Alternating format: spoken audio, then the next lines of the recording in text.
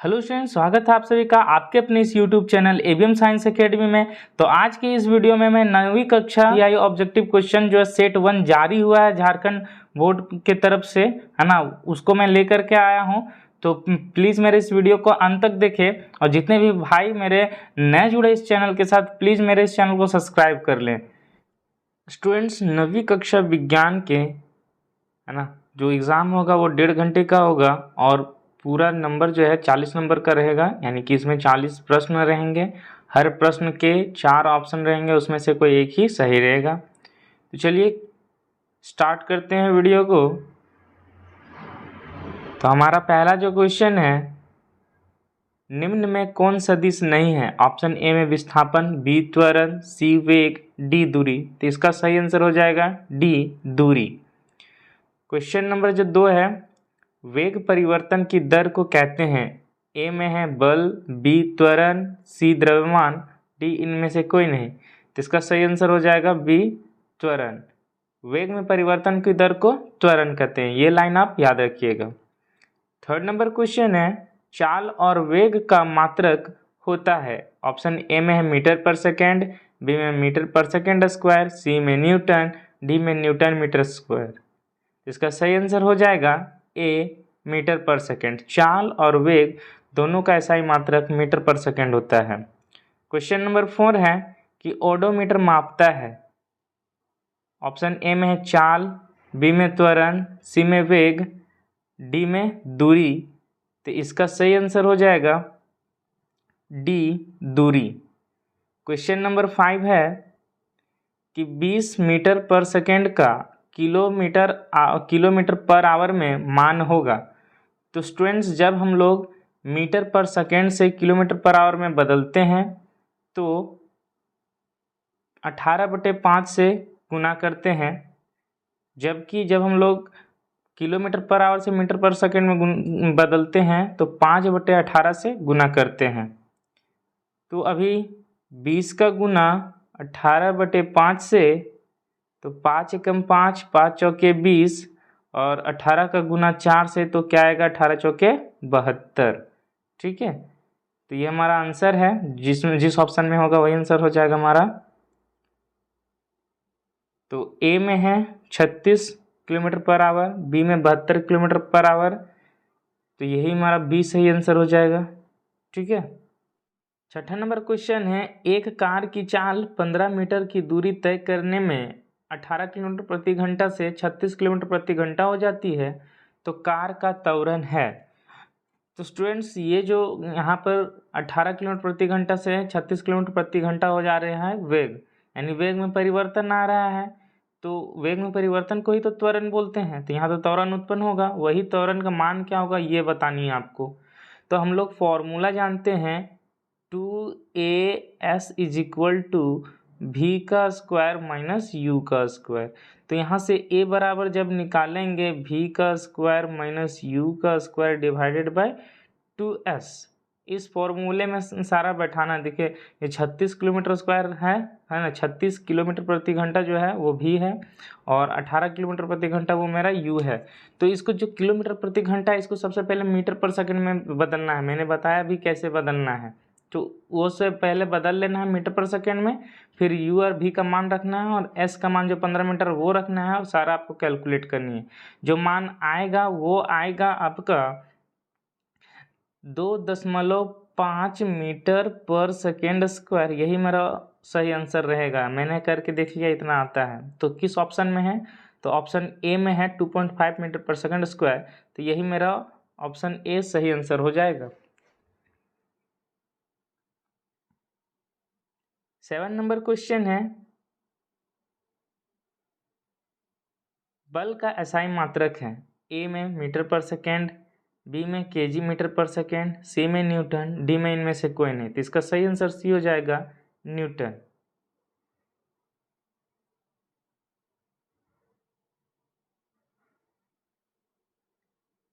Eight number question है, 1 Newton किसके बराबर है? 1 केजी मीटर पर सेकेंड स्क्वायर, 1 केजी सेंटीमीटर पर सेकेंड स्क्वायर, 1 ग्राम मीटर पर सेकेंड स्क्वायर, 1 केजी मीटर पर सेकेंड। तो इसका सही आंसर हो जाएगा ए 1 केजी मीटर पर सेकेंड स्क्वायर। क्यों? क्योंकि जो न्यूटन है वो बल का होता है SI मात्रक, और बल बराबर यानी कि फोर्स इज इक्वल टू क्या होता है, मास इनटू एक्सेलरेशन। तो मास का हो गया kg और एक्सेलरेशन का मीटर पर सेकेंड स्क्वायर। ठीक है, तो अगर यदि 1 न्यूटन रहेगा तो यहाँ भी 1 है ना, तो इस तरह से ए ऑप्शन सही।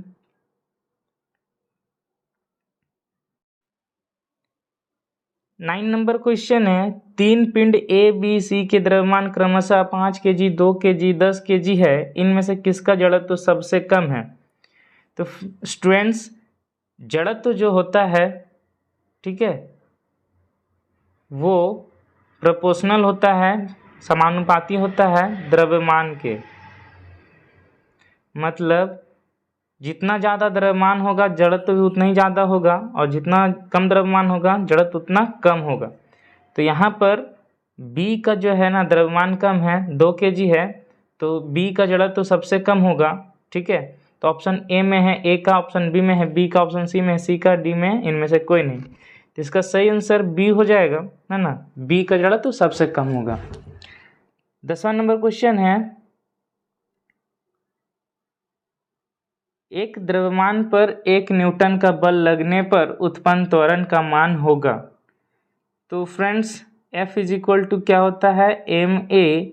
तो हम लोग को त्वरण निकालना है यानी a निकालना है, तो क्या हो जाएगा F/m is equal to a।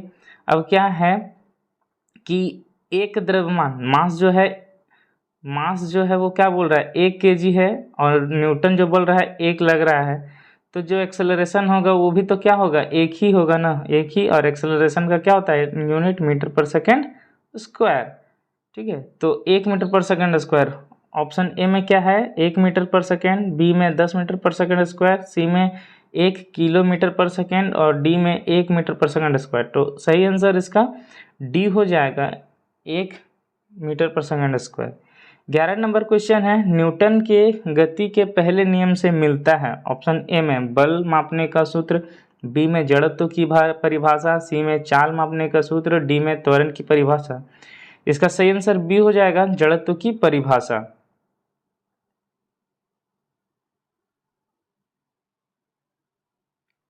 12 number question है, न्यूटन की गति के कौन से नियम से बल का सूत्र, बल मापने का सूत्र मिलता है? ऑप्शन ए में पहले नियम से, ऑप्शन बी में दूसरे नियम से, ऑप्शन सी में तीसरे नियम से, ऑप्शन डी में इनमें से कोई नहीं। तो ऑप्शन बी सही हो जाएगा, दूसरे नियम से। 13 नंबर क्वेश्चन है, स्मॉल जी का मान होता है, तो ये होता है ना, ऑप्शन में देख लेते क्या है 9.8 न्यूटन, बी में 9.8 मीटर पर सेकंड स्क्वायर, सी में 9.8 सेंटीमीटर पर सेकंड स्क्वायर, डी में 98 मीटर पर सेकंड स्क्वायर। तो इसका सही आंसर हो जाएगा बी, 9.8 मीटर पर सेकंड स्क्वायर होता है स्मॉल जी का मान। स्मॉल जी हमारा क्या है, गुरुत्वीय त्वरण है, यानी पृथ्वी किसी वस्तु को किस है ना त्वरण से अपनी ओर खींचती है। 14 नंबर क्वेश्चन है, 60 kg द्रव्यमान के किसी मनुष्य का चंद्रमा पर भार होगा। स्मॉल जी का मान जो है 10 मीटर पर सेकंड स्क्वायर लेने बोला है। तो हम लोग जानते हैं कि चंद्रमा पर जितना भार पृथ्वी पर जितना भार होता है व्यक्ति का, किसी व्यक्ति का, चंद्रमा में क्या हो जाता है उसका 1/6 गुना हो जाता है। तो हम लोग सबसे पहले पृथ्वी पे है ना व्यक्ति का भार निकालते हैं, है ना। तो भार वेट निकालने का जो फॉर्मूला है वो क्या है, मास इनटू ग्रेविटेशनल एक्सेलरेशन, है ना, मैंने गुरुत्वीय त्वरण पृथ्वी का। तो मास तो मेरा 60 kg है, और जो ये जो स्मॉल जी का मान जो है 10 लेने बोला है, तो 10 इस तरह से क्या हो गया 600 न्यूटन का हो गया हमारा क्या भार यहाँ हो गया पृथ्वी पर। चंद्रमा पर क्या होता है 1/6 गुना होता है, तो 1/6 से अगर गुना कर देंगे तो नीचे में 6 कम 6 और यहाँ 6 कम 6, तो क्या बचा यहाँ पे पूरा 100 बचा, यानी कि 100 न्यूटन चंद्रमा पर जो होगा वो 100 न्यूटन का भार होगा।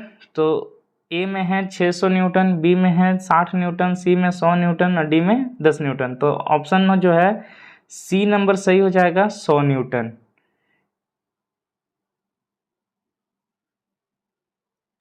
15 नंबर क्वेश्चन है, शरबत बनाते समय पानी में चीनी मिलाने पर चीनी पानी में मिल जाता है, यह पदार्थ के कणों के किस गुण को दर्शाता है? ऑप्शन ए में पदार्थ के कणों के बीच रिक्त स्थान होता है, ऑप्शन बी में पदार्थ गतिशील होते हैं, ऑप्शन सी में पदार्थ के कण एक दूसरे को आकर्षित करते हैं। यहाँ पे सही से नहीं लिखा हुआ है दोस्त ऑप्शन सी, लेकिन पदार्थ के कण एक दूसरे को आकर्षित करते हैं। और डी में उपरोक्त सभी। तो इसका सही आंसर हो जाएगा डी, उपरोक्त सभी। ये तीनों गुण जो है पदार्थ के हैं और इन तीनों गुण के कारण ही चीनी और पानी आसानी से घुल पाते हैं। 16 नंबर क्वेश्चन है कि निम्नलिखित में से कौन पदार्थ का उदाहरण है? ऑप्शन ए में विचार, बी में शीत, सी में शीतल पेय, डी में स्नेह। तो आंसर हो जाएगा सी, शीतल पेय। शीतल पेय का मतलब होता है कोल्ड ड्रिंक्स वगैरह, ठीक है, ठंडा ये सब है ना, तो पीने वाला पदार्थ है, सब पदार्थ है। 17 नंबर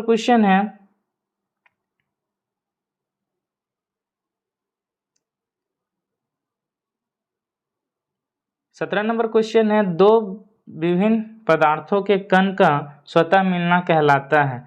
ऑप्शन ए में विसरण, बी में वाष्पीकरण, सी में घुलना और डी में संपीड़ित। तो ऑप्शन ए सही हो जाएगा, विसरण।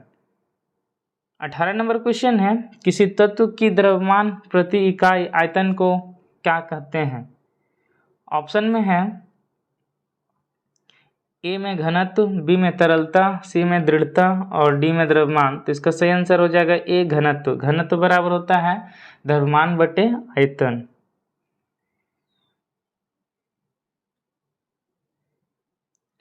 19 नंबर क्वेश्चन है, 2 ग्राम हाइड्रोजन 16 ग्राम ऑक्सीजन के साथ मिलकर 18 ग्राम जल का निर्माण करता है, यह किस नियम को प्रदर्शित करता है? ऑप्शन ए में द्रव्यमान संरक्षण का नियम, बी में स्थिर अनुपात का नियम, सी में डाल्टन का परमाणु सिद्धांत, डी में अवोगाड्रो का नियम। तो इसका सही आंसर हो जाएगा ए, द्रव्यमान संरक्षण का नियम। इस नियम के अनुसार जितना है ना किसी चीज़ में भाग लेता है जितना द्रव्यमान का, उतना ही द्रव्यमान का हम लोग को प्राप्त भी होता है। तो यहाँ 2 ग्राम और 16 ग्राम मिलकर के 18 ग्राम हो रहा है कि नहीं। 20 नंबर क्वेश्चन है, जल में हाइड्रोजन एवं ऑक्सीजन की द्रव्यमान का अनुपात सदैव 1:8 होता है, यह किस नियम को दर्शाता है? ए में द्रव्यमान संरक्षण का नियम, बी में स्थिर अनुपात का नियम, सी में डाल्टन का परमाणु सिद्धांत और डी में निश्चित अनुपात का नियम। तो इसका सही आंसर बी हो जाएगा, स्थिर अनुपात का नियम। 21 नंबर क्वेश्चन है, 21 नंबर क्वेश्चन है, परमाणु त्रिज्या को किस मात्रक में मापते हैं? ए में नैनोमीटर, बी में मीटर, सी में सेंटीमीटर, डी में पिकोमीटर। इसका सही आंसर ए हो जाएगा, नैनोमीटर।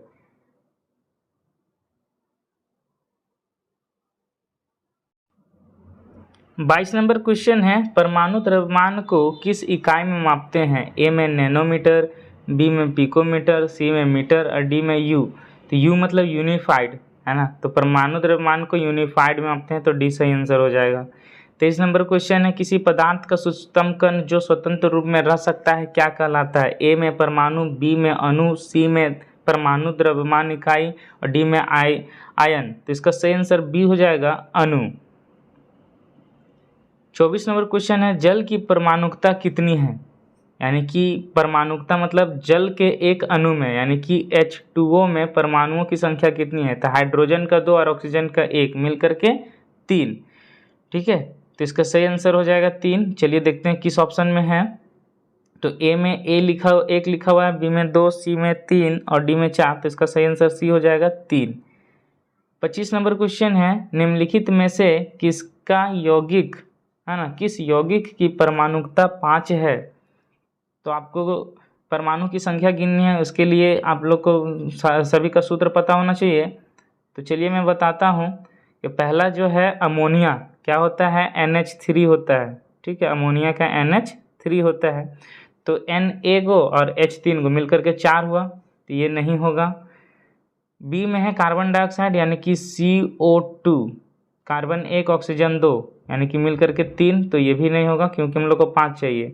कैल्शियम कार्बोनेट यानी कि CaCO 3, तो कैल्शियम 1, कार्बन 1, 2 हो गया और ऑक्सीजन 3, तो 2 और 3 5, तो ये हो जाएगा ऑप्शन सी हमारा सही हो जाएगा, कैल्शियम कार्बोनेट। और जल के बारे में भी देख लीजिए, तो जल क्या होता है, H2O होता है, हम लोग पीछे देखें अभी, तो हाइड्रोजन 2, ऑक्सीजन 1, 3। 26 नंबर क्वेश्चन है, कैल्शियम हाइड्रोक्साइड का सूत्र लिखिए। ऑप्शन ए में क्या है, CaO यानी कि कैल्शियम ऑक्साइड है। ऑप्शन बी में है CaOH2 कैल्शियम हाइड्रोक्साइड, यही है दोस्त, तो बी ऑप्शन सही हो जाएगा। ऑप्शन सी जो है CaCO3 यानी इसका नाम है कैल्शियम कार्बोनेट। डी जो है CaCl2 यानी कि कैल्शियम क्लोराइड।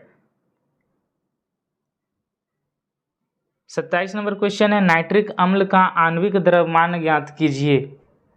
ठीक है, तो आणविक द्रव्यमान नाइट्रिक अम्ल का, यानी कि नाइट्रिक अम्ल क्या होता है, HNO3 होता है। ठीक है, क्या होता है,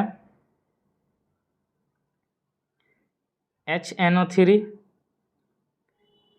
तो एक हाइड्रोजन प्लस एक नाइट्रोजन प्लस 3 ऑक्सीजन, तो एक, और हाइड्रोजन के लिए द्रव्यमान 1 प्लस 1 गुने नाइट्रोजन के लिए 14 प्लस 3 गुने ऑक्सीजन के लिए 16, तो 1 एकम 1, 14 एकम 14 और 16 तिया 48, तो 48 और 14 हो गया आपका 62 और ये 63।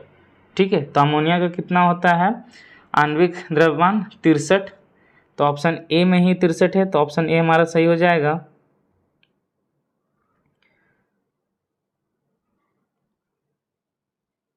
अट्ठाईस नंबर क्वेश्चन है, कोशिका की खोज किसने की। ऑप्शन ए में है रॉबर्ट हुक, बी में ल्यूवेनहॉक, सी में पुरोकंज, डी में स्लीडेन तथा स्वान, तो ऑप्शन ए हमारा सही हो जाएगा, रॉबर्ट हुक। 29 नंबर क्वेश्चन है, निम्नलिखित में कौन जीव एक कोशिकीय जीव है। ऑप्शन में है पैरामीशियम, बी में कवक, सी में आम, डी में अंडाणु, तो ऑप्शन ए सही हो जाएगा, पैरामीशियम। 30 नंबर प्रश्न है, पादप कोशिका की सबसे बाहरी परत क्या है। ए में है प्लाज्मा झिल्ली, बी में कोशिका भित्ति, सी में केंद्रक और डी में कोशिका द्रव, तो इसका बी आंसर हो जाएगा कोशिका भित्ति। पादप कोशिका की सबसे बाहरी परत क्या है, कोशिका भित्ति है, और जंतु कोशिका की बाहरी परत क्या है, प्लाज्मा झिल्ली है। ठीक है, 31 नंबर क्वेश्चन है, कोशिका भित्ति बनी होती है। ए में प्रोटीन से, बी कार्बोहाइड्रेट से, सी में सेलुलोज से और डी में लिपिड से, तो इसका आंसर सी हो जाएगा, सेलुलोज से। कोशिका भित्ति जो होती है सेलुलोज की बनी होती है। 32 नंबर क्वेश्चन है, कोशिका झिल्ली का कोशिका के बाहर से अपने भोजन तथा अन्य पदार्थ के ग्रहण की प्रक्रिया को क्या कहते हैं। ए में वर्णात्मक परागमयी, बी में है इंडोसाइटोसिस, सी में है अवशोषण और डी में है अल्प परासरण, तो इसका सही आंसर डी हो जाएगा, अल्प परासरण। 37 नंबर क्वेश्चन है, कोशिका में आनुवांशिक गुणों की सूचना कहाँ होती है। ए में है माइटोकॉन्ड्रिया, बी में है कोशिका द्रव, सी में राइबोसोम और डी में गुणसूत्र, इसका सही आंसर डी हो जाएगा, गुणसूत्र। आप यहाँ आंशिक गुण और यहाँ गुणसूत्र, गुण गुण मिल रहे हैं ना, आप इस तरह से याद रख सकते हैं। ठीक है, ट्रिक से। 34 नंबर क्वेश्चन है, लाइसोसोम कौन बनाता है। ऑप्शन ए में माइटोकॉन्ड्रिया, बी में कोशिका द्रव, सी में राइबोसोम, डी में गोल्जी उपकरण, तो इसका सही आंसर डी हो जाएगा, गोल्जी उपकरण। 35 नंबर क्वेश्चन है, किसी विशेष कार्य को करने के लिए कोशिका एक विशेष समूह बनाती है, इस समूह को क्या कहते हैं। ऑप्शन ए में अंग, बी में अंग तंत्र, सी में उत्तक, डी में विष्टि, तो आप जानते हैं कोशिका मिलकर के क्या बनाती है, उत्तक बनाती है ना, बस यही लाइन याद रखनी है, तो इसका सही आंसर सी हो जाएगा, उत्तक। 36 नंबर क्वेश्चन, तना के शीर्षस्थ भाग में कौन उत्तक पाया जाता है।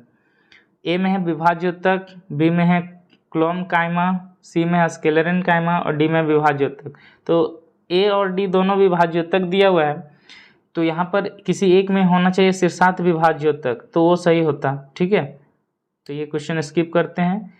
37 नंबर क्वेश्चन है, पौधों में पत्तियों द्वारा बने हुए भोजन का संवहन पौधे के सभी भागों में कौन उत्तक करता है? तो हम लोग जानते हैं दोस्त कि जो पौधों में है ना, जो उत्तक होते हैं जाइलम और फ्लोएम, दो उत्तक होते हैं। जाइलम जो है, जाइलम जल को धरती से पेड़ के सभी भागों तक पहुंचाता है, ठीक है। और फ्लोएम जो है पत्तियों में बने खाना को हर जगह पहुंचाता है। तो इसका ऑप्शन बी जो है, जो फ्लोएम, ये सही आंसर हो जाएगा। 38 नंबर है, अस्थि एवं मांसपेशियों को जोड़ने वाली संरचना है। ए में लिगामेंट, बी में टेंडेन, सी में तंत्रिका, डी में मांसपेशी। तो इसका सही आंसर बी हो जाएगा, टेंडेन। 39 नंबर क्वेश्चन है, नारियल के रेशे में कौन सा उत्तक पाया जाता है? ऑप्शन ए में है विभाज्योतक, बी में है क्लोमकाइमा, सी में स्क्लेरेनकाइमा, डी में पेरेनकाइमा। तो इसका सही आंसर सी हो जाएगा, स्क्लेरेनकाइमा, ठीक है। नारियल के रेशे में स्क्लेरेनकाइमा नामक उत्तक पाया जाता है और नारियल के रेशे से ही रस्सी वगैरह बनता है। 40 नंबर क्वेश्चन है, अस्थि एक उत्तक है। ए में संयोजी, बी में तंत्रिका, सी में एपिथेलियम और डी में पेशिये। तो स्टूडेंट्स इसका आंसर आप कमेंट बॉक्स में लिखिए, इसका कौन सा ऑप्शन सही होगा, ठीक है। आई होप आप लोग को ये वीडियो बहुत ही अच्छा लगा होगा। तो प्लीज़ मेरे इस वीडियो को लाइक करें और साथ ही साथ दोस्तों के साथ शेयर करें। वीडियो देखने के लिए आपका बहुत बहुत धन्यवाद।